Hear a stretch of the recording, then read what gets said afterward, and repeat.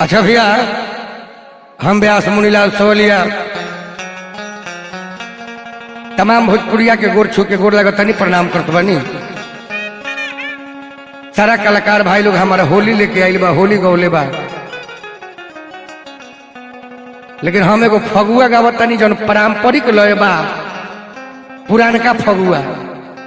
संगे हमरा परमादरणीय महाराज जी शंभू बाबा बैठल बानी। काजी शंभू बाबा? हाँ भाई, टनटनू बाबा बने। संगे संगे टनटनो बाबा बानी। हमरा वीडियो करे खातिर जितेंद्र जीत बबुआ बारे, संतोष जी बारे, उमेश जी बारे,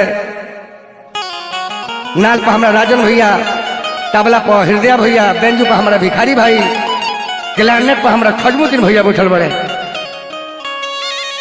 और हमारे बड़का भाई व्यास उपेंद्र यादव ही लगे बैठल बड़े। मेहरारू के निहोरा बा मरद से किए सैया कहतिया,